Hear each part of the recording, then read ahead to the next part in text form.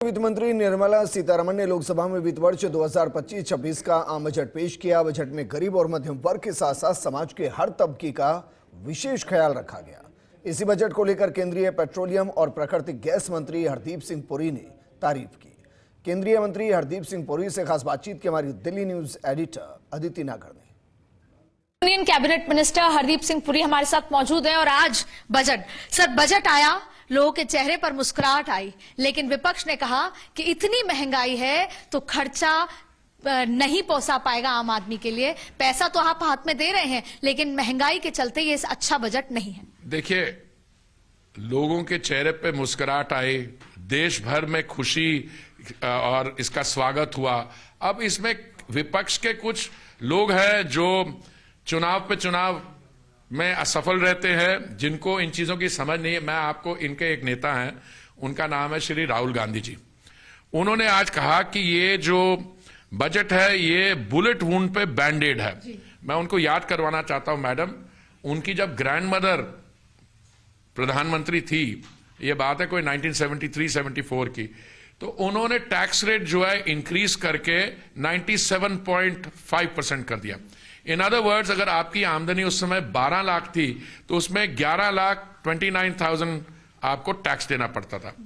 जब कांग्रेस की सरकार थी 2014 में, उसमें क्या था कि आप 2.5 लाख की लिमिट थी, उसको हमने 5 गुना बढ़ा के इसको 12 लाख किया। और अभी क्या है, this is a process which is under way. The idea is to put more money in people's pockets, so that's more power to the nation. और उसके अलावा एक और जो चीज देखिए, ये सिर्फ मिडिल क्लास के लिए नहीं हुआ।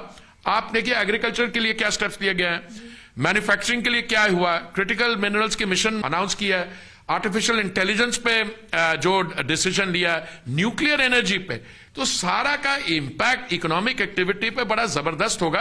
तभी इस बजट का ऐसा शानदार स्वागत हो रहा है। सर, एक चीज समझना चाहते हैं, खर्चा आपने बता दिया, आपने जो भारत की जो इकोनॉमी का टैक्स एक बहुत बड़ा पिलर था, लेकिन आमदनी कैसे होगी जब टैक्सेशन में इतनी आपने राहत दे दी, तो कहां से फिर ये किस जगह से एक्टिविटी बढ़ेगी तो ये आमदनी होगी ना। फॉर इंस्टेंस, अब मैं आपको बताता हूं, अब कोई सेक्टर ले लीजिए, आप ले लीजिए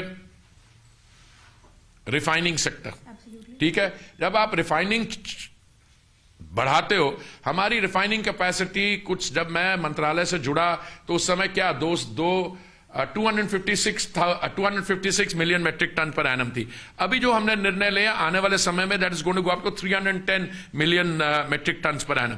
क्या होगा? ज्यादा क्रूड रिफाइन होगा, पेट्रोकेमिकल्स बढ़ेंगे।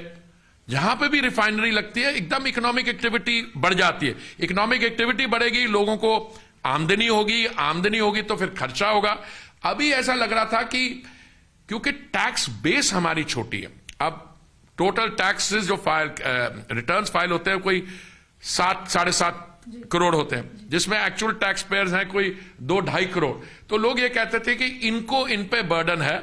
इसलिए मैं समझता हूं कि एक्सीलेंट डिसीजन जो आज हुआ है कि उस एग्जेम्पशन लिमिट को 7 लाख से लेके 12 लाख कर दिया, और उसके साथ जो बाकी कंसेशंस मिले हैं, बाकी चीजें, इससे कंजम्पशन बढ़ेगी, डिमांड बढ़ेगी और इससे इकोनॉमिक बूस्ट मिलेगी। जो हमारा रेट ऑफ ग्रोथ अगर मान लीजिए 6.8% होने वाला, it will take it beyond 7 to 8। क्या बहुत बहुत शुक्रिया। लेकिन सब निर्मला सीतारमण जी को शुक्रिया कर रहे हैं।